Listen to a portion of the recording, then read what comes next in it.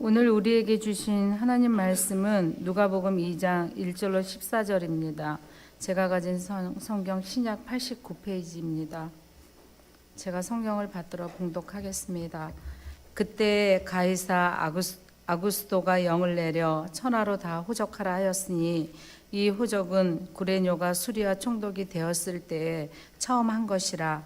모든 사람이 호적하러 각각 고향으로 돌아가매 요셉도 다윗의 집 족속이므로 갈릴리 나사렛 동네에서 유대를 향하여 베들레헴이라 하는 다윗의 동네로 그 약혼한 마리아와 함께 호적하러 올라가니 마리아가 이미 잉태하였더라. 거기 있을 그때에 해산할 날이 차서 첫 아들을 낳아 강보로 싸서 구유에 누웠으니 이는 여간에 있을 곳이 없음이로라. 그 지역의 목자들이 밤에 밖에서 자기 양떼를 지키더니 주의 사자가 곁에 서고 주의 영광이 그들을 두루 비침에 크게 무서워하는지라. 천사가 이르되 무서워하지 말라. 보라, 내가 온 백성에게 미칠 큰 기쁨의 좋은 소식을 너희에게 전하노라. 오늘 다윗의 동네에 너희를 위하여 구주가 나셨으니 곧 그리스도 주시니라. 너희가 가서 강보에 쌓여 구유에 누워있는 아기를 보리니 이것이 너희에게 표적이니라 하더니 호련히 수많은 천군이 그 천사들과 함께 하나님을 찬송하여 이르되 지극히 높은 곳에서는 하나님께 영광이요 땅에서는 하나님이 기뻐하신 사람들 중에 평화로다 하니라. 아멘, 아멘, 아멘. 성탄절 우리가 이제 앞에 두고요. 오늘이 이제 대림절, 예수님을 성탄절이 오는 이 대림절 네 번째 주일입니다. 그래서 오늘은 제가 설교 제목을 크리스마스와 구원이라는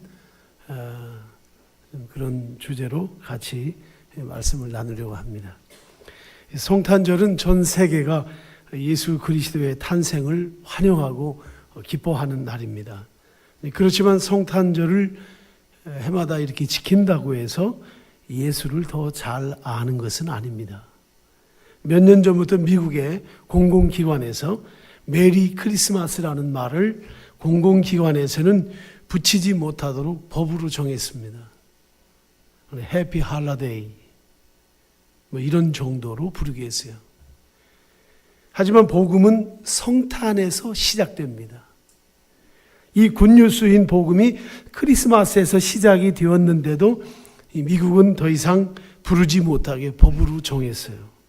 지난주 제가 강남 고속버스터미널 옆에 백화점 벽에 걸린 글씨를 일부러 가서 보았어요. 뭐라고 했는가? Seasons Greetings 이렇게 됐어요. 예, 이게 뭐 인사철이란 말이에요. 그래서 우리 그냥 직역하면 연말이 됐으니까 선물 좀 많이 사다가 이렇게 선물 많이 하라는 그런 뜻이에요. 인사하라는 거죠. 메리 크리스마스라고 붙이고 싶어도 흐름이 그렇게 가고 있습니다. 누가 말하는 것도 아닌데 이 세속과 마귀는 얼마나 발빠른지 몰라요. 오늘 본문에 천사가 나타나서 온 백성에게 전할 좋은 소식이 있음을 알립니다.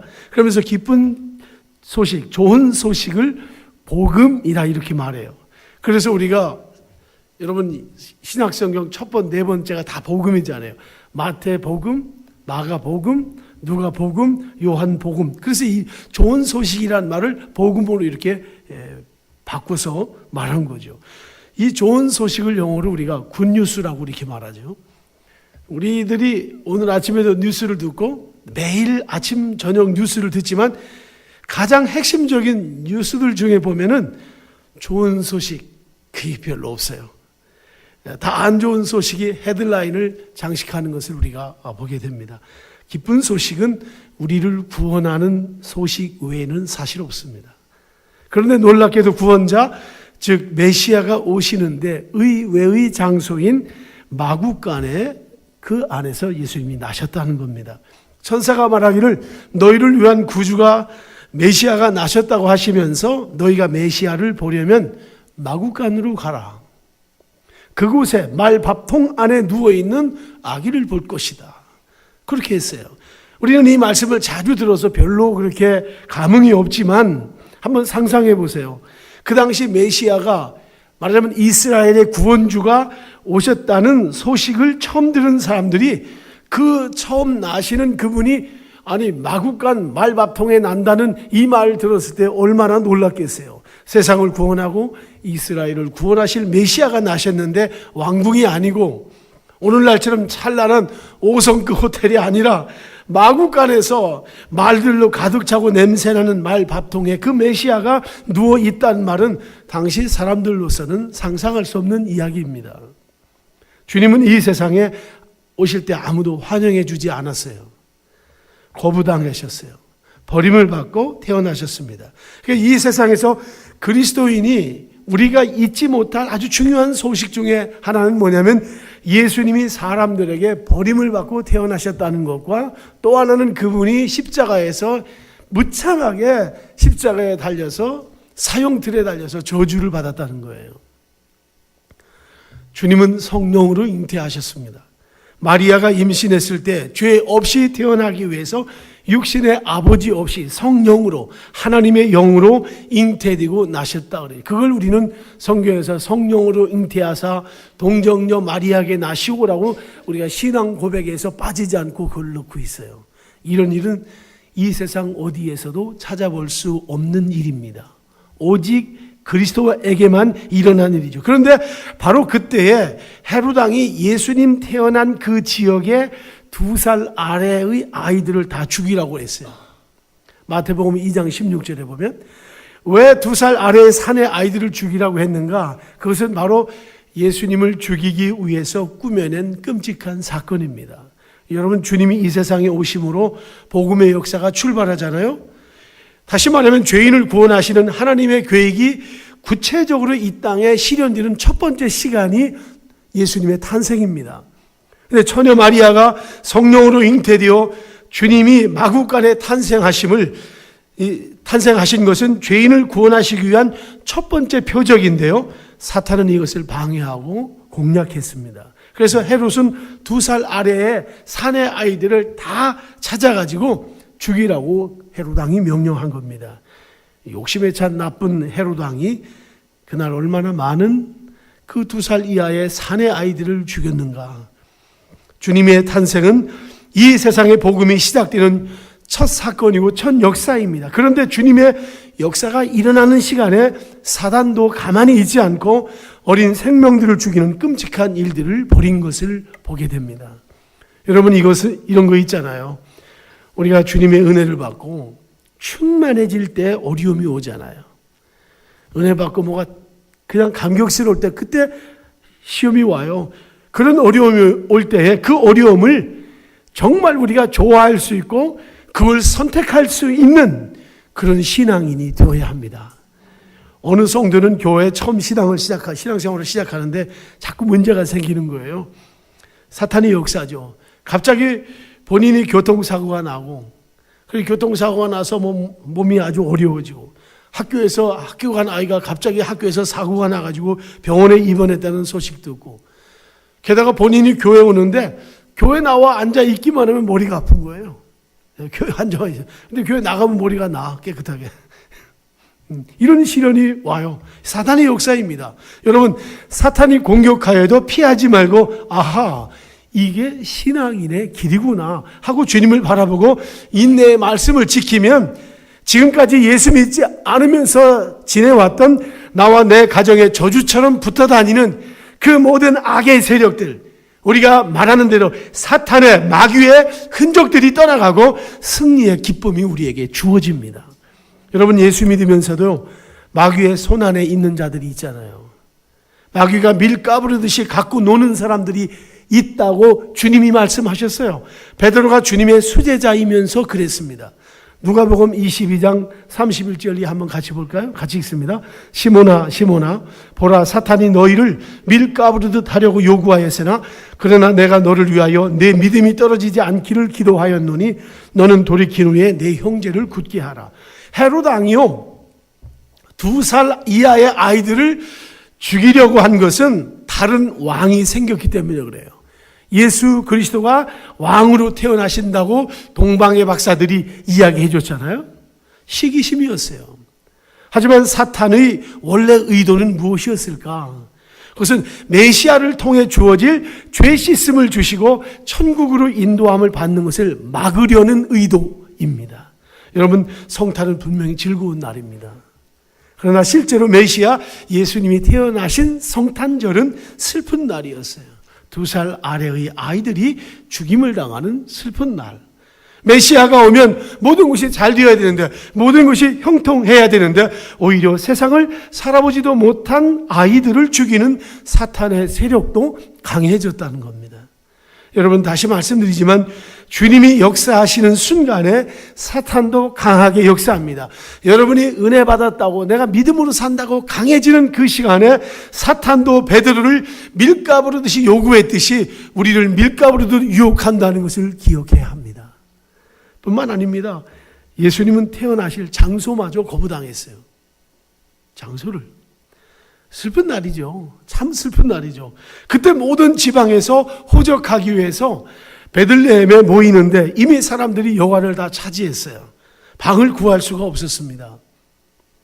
여러분, 어디 여행 가다가 방 구하지 못한 그런 경험이 있으세요?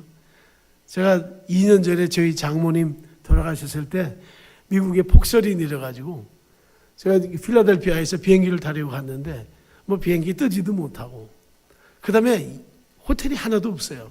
그래서 어느 식당, 스물네시가 나는 우리나라의 그 맥도날드 같은 그런 데가 있어서, 제가 LA는 이승준 목사가 마침 그 장례식에 와서 둘이서 같이 그 식당에서 밤을 꼬박 새우면서 이렇게 이야기하면서 지낸 적이 있어요. 뭐 도무지 어디를 가도 없는 거예요. 아마 요셉과 마리아가 그랬던 것 같아요. 어디를 가도 없는 거예요. 이 여관 저 여관 찾아다녀도 주님을 위해서 방을 내줄 그럴 집도 없고 그런 사람도 없었습니다. 여러분, 여기에 아주 중요한 진리가 있어요. 이것이 주님의 낮아지심입니다. 만왕의 왕이신 그리스도의 낮아지심. 오늘날 우리는 어떠한가? 우리가 되면 기꺼이 방을 내줄 수가 있겠는가? 우리는 단지 우리 삶의 문제를 해결하기 위해서 때로 주님이 필요한 것뿐일 그럴 때가 많아요. 우리 삶이 급하기 때문에 주님께 내어드릴 순서가 내 평생에 돌아오지 않을 수도 있어요.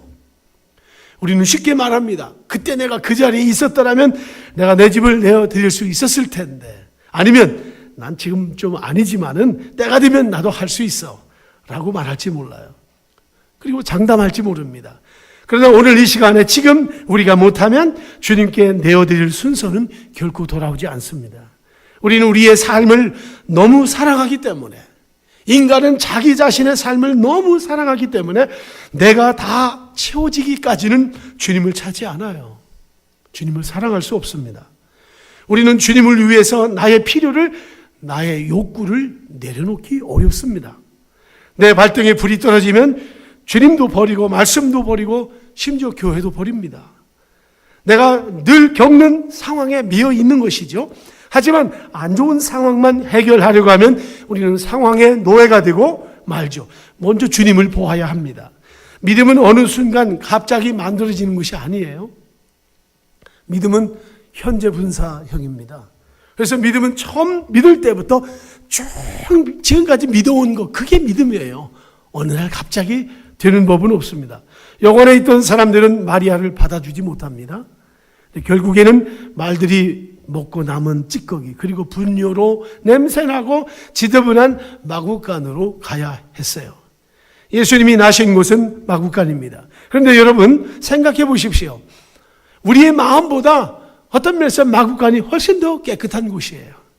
의학적으로, 과학적으로, 도덕적으로 보아도 내 마음의 상태보다는 그 말밥통이 훨씬 더 깨끗한 그런 장소라는 거죠. 우리 마음이 어떻습니까? 우리는 때때로 변덕스럽고 결심해도 놓치고 맙니다. 우리는 우리밖에 모르고 모순도 많아요. 무언가를 하겠다고 결심했다가도 안 해요. 항상 핑계대기를 좋아하고 내 문제가 먼저이고 중요하고, 사실 우리 마음은 그렇게 죄로 얼룩져 있습니다. 그런데 주님은 태어날 때부터 사람들에게 외면당하시고 그 외면당하신 곳에서 태어나셨습니다. 그렇게 태어난 생명이 우리를 구원하셨어요. 그래서 말구유에서 태어난 메시아, 아무도 도와주지 않는 그 메시아가 마구간에서 세상을 구원하는 복음의 시작이 되었다는 거예요. 여러분, 세상을 살면서 너무 원망하거나 비관하지 말아야 합니다. 주님은 나보다 훨씬 비참한 가운데 세상에 오셨어요. 이사야의 말씀처럼 예수님은 연한 풀같이 이 땅에 오셨습니다. 사람들이 밟아버리면 밟힐 수밖에 없는 그런 나약한 존재로 세상에 오셨어요. 여러분, 비행기가 이륙하고 착륙하는 활주로를 가끔 여러분들이 보실 때가 있을 거예요. 그 큰 어마어마한 비행기가 쿵 하고 내려앉아도 뭐 하루에 수백 번 내려앉고 뜨잖아요. 그래도요, 활주로 금도 가지 않는데요. 그럼 왜 그런가 했더니 활주로는 이 콘크리트 작업을 하는데 그 넓이를 3번씩이나 세 겹으로 과학적으로 아주 연구한 그대로 해서 3겹을 만든대요. 그래서 절대 거기에 틈이 있을 수도 없고 완벽하답니다. 그런데 여러분 보셨어요? 그 강한 활주로의 틈새로 잡초가 나고 있어요. 풀이 거기서 자라고 있어요. 그 단단한 세면 틈을 비집고 나오는 이 잡초, 활주로, 아스팔트를 뚫고 나와요. 여러분, 그게 주님의 모습이에요. 이사야서 53장 2절 같이 한번 읽습니다. 그는 주 앞에서 자라나기를, 안 돼요? 그는 주 앞에서 자라나기를 연한 순 같고 마른 땅에서 나온 뿌리 같아서 고운 모양도 없고 풍채도 없은즉 우리가 보기에 흠모할 만한 아름다운 곳이 없도다. 이것이 주님의 모습이에요. 이게 예수님이 오시기 700년 전에 선지자 이사야가 예언한 말씀이에요. 주님은 아름다운 우리 말로는 볼품도 없어요. 바라볼 것도 없어요. 아무 거기에서 어떤 것을 얻어낼 수 없는 그런 연약한 모습. 여러분, 저나 여러분이 아무리 강팍하고 어떤 때 내 마음이 정말 강팍해지고 난 도무지 어떻게든 난 바꿀 수가 없어, 뭐 그럴 것 같아도 예수님의 생명이 시작되면 아스팔트도 뚫고 들어오듯이 주님의 생명이 나의 강팍한 마음보다 강하다는 것을 우리들이 기억해야 합니다. 여러분 아시죠? 우리는 연한 생명력을 가진 것이 아니라 어떤 면에서 딱딱한 아스팔트처럼 굳어 있는 자라는 거예요. 우리 스스로가 나 자신을 생각해도 아주 딱딱한 자예요.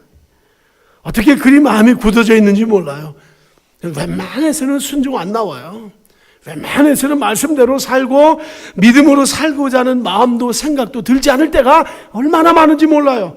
그런데 여러분, 연한 잡초, 연한 생명력이신 예수 그리스도가 내 딱딱하고 아스팔트 같은 마음을 뚫고 들어오시는 거죠. 그러면 반드시 거기에 구원이 있습니다. 문제는 신앙의 주체가 주님이 아니라 내가 될 때에 문제가 되는 겁니다. 우리의 문제는요, 문제의 크기에 있는 것이 아닙니다. 살아가면서 우리는 재정의 문제, 물질의 문제를 만나게 됩니다. 풀어지지 않는 법적인 문제를 우리가 겪게 돼요. 또 인간관계 아주 어려운 거 우리가 있죠. 인간관계로 해서 불편하고 힘들 때 많이 있잖아요. 그 다음에 질병의 문제도 우리에게 있습니다. 이 4가지는 우리 평생에 계속 반복됩니다.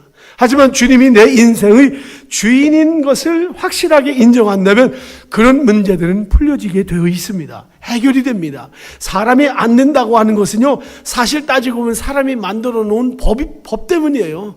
인간이 자기들이 만들어 놓고 자기들이 못한다는 거예요. 푸념하는 거예요. 그런데 하나님은 인간이 할 수 없는 것을 하신다고 말씀하셨어요. 우리는 보통 기도를 해도 가능성이 있는 것만 기도해요. 목사님한테 기도를 부탁해도, 목사님 이번에 일이 다 잘 되는데, 다 잘 되기로 했습니다. 요만큼 남았는데 그래 요만큼 이거 주님이 도와달라고 기도하라고. 그런 걸 우리가 기도 부탁을 해요. 그런데 이게 진짜 불가능한 거예요. 임파서블. 99%가 안 되는 거예요. 그리고 기도도 안 해. 뭐 안 될 건데 이렇게 단정해 버리는 거죠, 다. 이것은 우리의 능력과 판단으로 주님의 능력을 제한시키는 거예요. 할 수 있어서 하는 건 그건 믿음이 아니에요. 할 수 없는데. 성경은 그래서 내 입을 크게 열라 내가 채우리라. 시편 81편 10절에서 말씀합니다. 믿음은 가능성을 기대하는 것이 아니라 주님 자신을 기대하는 거예요. 가능성이 문제가 아니라 주님이 내 안에 뚫고 들어오시는 거죠. 여러분이 생각해도 될 것 같지 않은 일을 위해서 기도하는 자가 되기를 축원합니다. 내 힘으로 안 된다고 단정한 거, 더 이상 가망성이 없다고 하는 거, 그게 누굽니까? 아브라함이죠. 나이 100세가 돼가지고 자기 몸에 모든 것이 끊어졌다는 거 알았어요. 죽었다는 거 알아요. 자기도 안 되고 자기 아내 살아도 이제 더 이상 아기 낳을 수 없어요. 그래서 성경이 뭐라고 하냐면, 아니 믿음이 그런 중에서 자기 몸과 자기 아내의 태가 죽은 것을 알면서도 믿음이 약해지지 않고 아브라함은 바랄 수 없는 중에 바라고 믿었다 그랬어요. 성경은 믿음의 어떤 조건을 제시하지 않습니다. 그분이 구원자예요. 그분이 하십니다. 할렐루야. 모세가 태어날 때 자기 백성, 즉 이스라엘 백성들을 출애굽시키려고 할 때 애굽의 바로 왕이 모세가 태어나자 이스라엘 남자아이들을 다 죽이라고 그랬어요. 공교롭게도. 왜냐하면 이스라엘이 강해져서 애굽 사람들한테 위협을 줄까 봐 사내 아이들을 다 죽였습니다. 여러분, 이것은 이스라엘 백성들이 하나님 나라를 세우려는 것을 방해하는 사탄의 공략이었어요. 여러분 기억하십시오. 주님이 역사하시면 사탄도 역사합니다. 내가 믿음에 충만할 때 사탄도 가만히 있지 않아요. 예수님이 역사하시는데도 사탄이 덤벼드는데 우리야 말할 것도 없지요. 우리가 마음 놓고 턱 있으면요, 사탄이 내 마음을 아무 때고 왔다 갔다 하면서 내 마음에다 온갖 거 다 집어넣어놓고 정말 우리로 알고 건강하지 못한 신앙의 자리로 가게 합니다. 여러분 꼭 기억해야 합니다. 우리가 주님의 사역을 위해서 수고하고 힘쓸 때 피곤하고 지칠 수 있어요. 그만두려고 할 때 있어요. 근데 그걸 이기고 주님께 나갔을 때 이런 체험할 때가 있잖아요. 아유, 나 그때 그만뒀으면 큰일 날 뻔했어 하는 때가 있잖아요. 내 힘으로 할 수 있다고 하고 내 능력으로 할 수 있다고 하고 우리 교회의 힘으로 할 수 있다고 단정 짓는 것은 주님의 교회를 초라하게 만드는 겁니다. 그건 내 힘으로 만들어가는 인간의 집단일 뿐이에요. 주님은 외모를 보시는 분이 아니고 중심을 보신다 말씀하십니다. 여러분들이 마국간 말밥통에 누워 계신 주님을 보면서 그 말밥통에 누인 이 메시아를 바라보면서 세상을 구원하실 만왕의 왕이요 만주의 주 되신 주님의 능력을 오늘 이 시간도 우리 모두가 발견할 수 있기를 축원합니다. 저도 기도할 때 이런 거 처음이에요. 기도만 하면 주님이 주신대요. 눈 감고 기도만 하면 주님이 다 주신대. 근데 현실 세계에 나가면 안 되는 일이에요. 그거는 어린 반프러지도 없는 일이에요. 그런데 기도만 하면 주님이 그냥 대책 없이 인간적으로 좀 말하면 재수 없이 자꾸 준대. 하나님이 현실에서 주시지. 그럴 때가 있거든요. 여러분 이거 꼭 기억해야 돼요. 우리 상황이 어려워도요, 주님을 바라보고 주님만 바라보면 나도 모르게 내 마음에 그 별이 떠오르고, 그리고 그것이 현실의 불가능 속에 뚫고 들어와서 연한 풀이의 아스팔트 활주로를 뚫고 나오듯이 이 현실에서도 하나님은 응답을 주시는 거예요. 우리는 내가 다 하려고 하기 때문에 안 돼요. 예수님 강한 자로 오시는 거 아니에요. 가장 약한 자로, 이 시대의 가장 약한 자로 연한 풀같이 찾아오시는 그 주님을 우리가 볼 수 있어야 합니다. 우리는 그걸 믿는 겁니다. 우리는 주님을 보아야 합니다. 말밥통이 중요한 것이 아니고 별 5개 호텔방이 중요한 것이 아니라 어떤 상황에서도 상황에 움직이지 말고 주님을 볼 수 있는 것. 여러분, 배는 엔진으로 갑니다. 그러나 엔진의 힘을 잃으면 물결 따라 가게 돼 있어요. 바람 따라 갑니다. 그러나 엔진이 있으면 엔진 따라 움직입니다.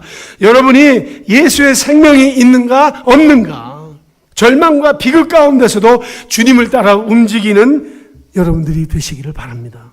문제는 예수님의 피로 내 모든 죄가 씻겨졌다고 하면서도 내가 주인이고 주님이 주인이 아니면은 거기에서 문제가 오는 거죠. 예, 여러분, 예수의 피로 내가 죄 씻음 받았다면 예수님이 나의 주인이라는 것, 그분이 내 모든 인생의 주인이라는 것, 이것을 놓치지 않아야 합니다. 오늘 본문 11절과 11절 보면요, 오늘 다윗의 동네에 너희를 위하여 구주가 나셨으니 곧 그리스도 주시니라. 너희가 가서 강보에 쌓여 구유에 누워 있는 아기를 보리니 이것이 너희에게 표적이라 하더니 그랬어요.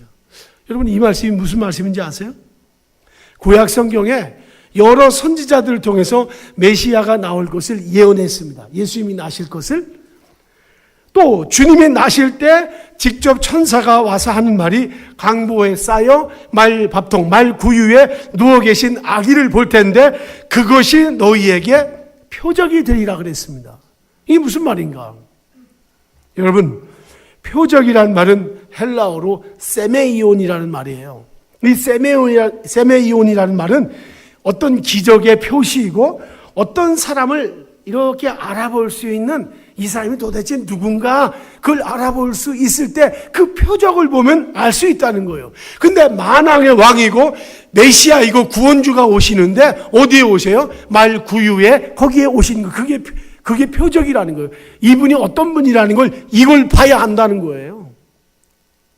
예수님이 왕궁의 어떤 고대 광실의 그 집에 태어나시는 것이 아니다 그 말이죠. 거기에서 메시아를 발견하려고 하지 말고 말구유에서 발견하라는 거죠. 예, 이것이 바로 굿뉴스라는 거예요. 이것이 복음이라는 거죠. 그러나 이 성탄절을 해마다 우리가 지킨다고 해서 아까도 말했지만 그리스도를 잘하는 것은 아닙니다.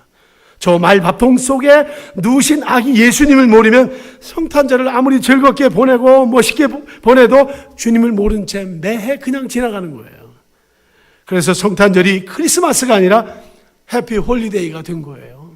이제 관심이 없어요. 성경을 연구하고 성경을 지키며 살았어도 결국은 메시아이신 예수님을 죽이고만 바리새인과 서기관이 오늘날에도 나올 수 있는 겁니다.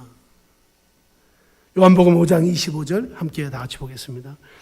진실로 진실로 너희에게 이르노니 죽은 자들이 하나님의 아들의 음성을 들을 때가 오나니 곧 이때라. 듣는 자는 살아나리라. 여기 우리 주님께서 진실로 진실로라는 말씀을 하셨어요.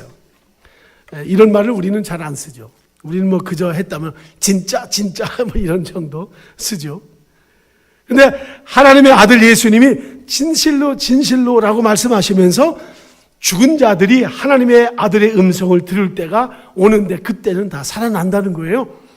그렇지만 바리새인과 서기관들은요, 평생 동안 하나님의 말씀을 다 들었어도 살아나지 못했습니다.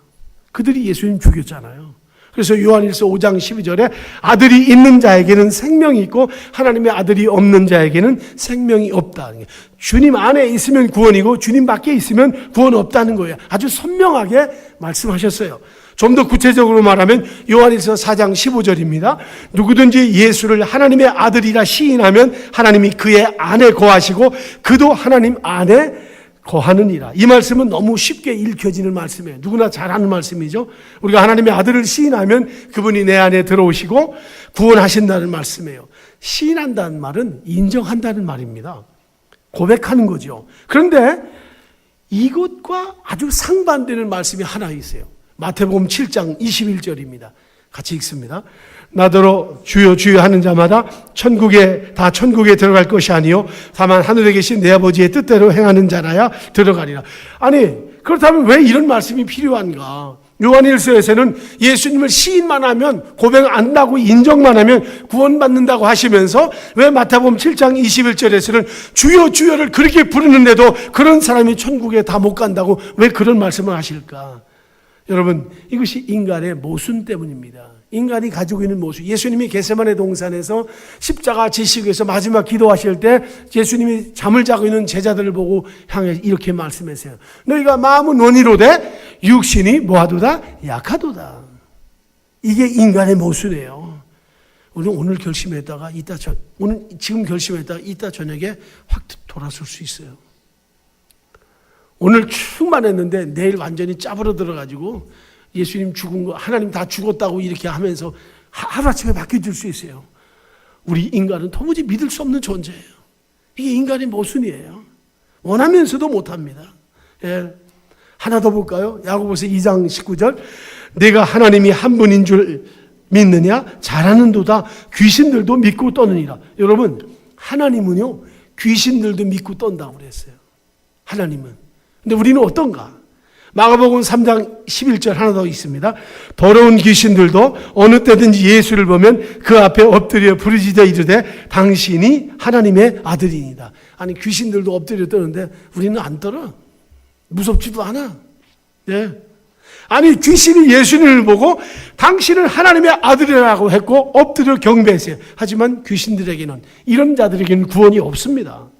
마가복음 5장 7절에도 귀신들도 소리 지르며 한 말이 지극히 높으신 하나님의 아들이라고 이렇게 할 정도로, 예, 이 말이 뭐예요?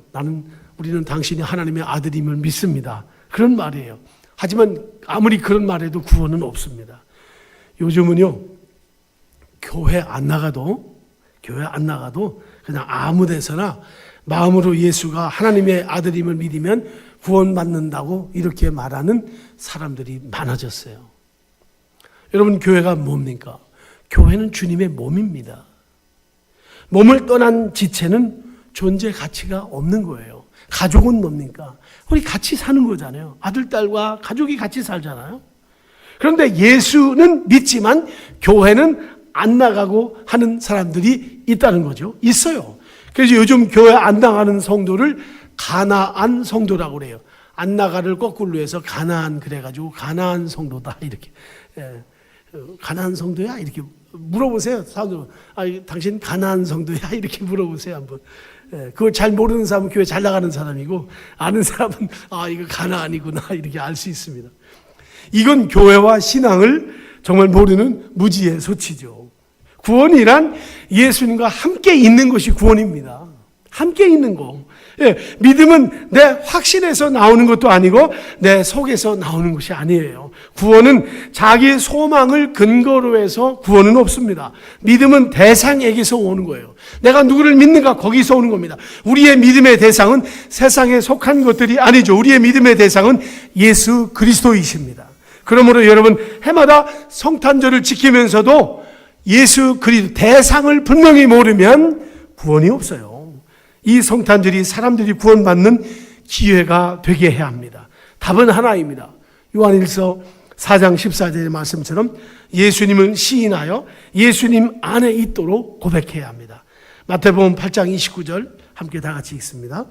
이에 그들이 소리질러 이르되 하나님의 아들이여 우리가 당신과 무슨 상관이 있나이까? 때가 이르기 전에 우리는 괴롭게 하려고 여기 오셨나이까? 우리를 괴롭게 하려고 여기 오셨나이까? 이 귀신 들린 자들이 예수님을 보고서 뭐라고 하냐면 예수님 만나자마자 괴로워합니다. 못 견디는 거예요. 여러분, 신앙생활 하는데 예수님 이름 하면 무서워서 벌벌 떨고 그냥 견딜 수 없이 괴롭다면 여러분은 문제 있는 겁니다. 이건 귀신 들린 자가 하는 짓이에요. 예수 믿으면서 괴로운 분들은 구원이 아니에요. 예수님이 우리에게 주시는 것은 평안이에요. 구원이고 생명입니다. 여러분, 내가 예수님을 붙잡고 있다고 구원이 아니에요. 버틴다고 구원이 아니에요.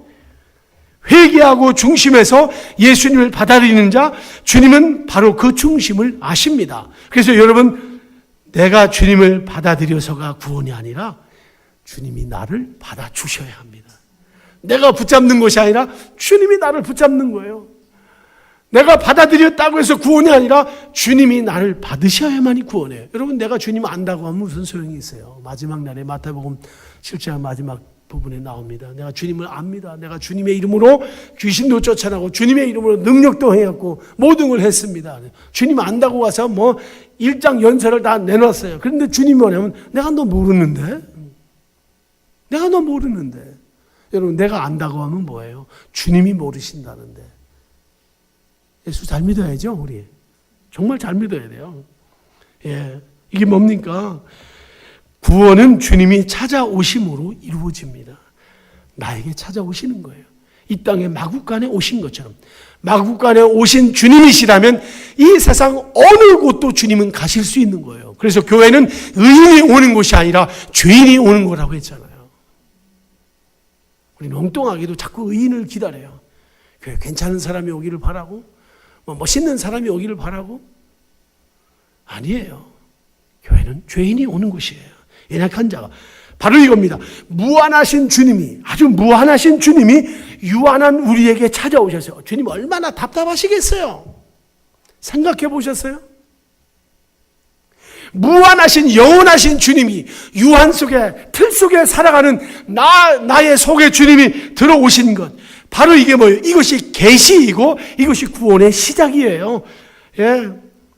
말밥통에 아기 예수님으로 시작되는 복음의 시작을 이해하지 못하면 우리는 그리스도와 상관없는 자가 되고 맙니다. 우리는 크리스마스를 흥청망청 세상 사람들처럼 먹고 마시고 기분 전환을 위한 사탄의 전략도 조심해야 하지만, 아울러 우리 스스로 크리스마스를 조용히 보내자는 이 세상의 슬로건에도 매이지 않아야 합니다. 성탄절의 유일한 교훈은 복음의 시작입니다. 굿뉴스가 좋은 소식을 나만 알고 있는 것이 아니라 세상 모든 사람들에게 전하는 거예요. 그게 전도입니다. 그래서 이번 성탄절기 전후에 여러분들이 꼭 전도하는 시간을 가지세요. 어느 곳에 가든지 누구를 만나든지, 교회에서는 수요일날 저녁 5시에, 토요일날 아침 9시, 주일 오후에 여러분들이 전도지를 들고 나가서 구원받은 얼굴, 그리스도를 만난 얼굴, 구원받은 그 감격을 가지고 그 예수의 심장을 내 안에 가지고 우리도 복음을 전하는, 그리스도의 표적을 보여주는 여러분들이 되시기를 주님의 이름으로 축원합니다.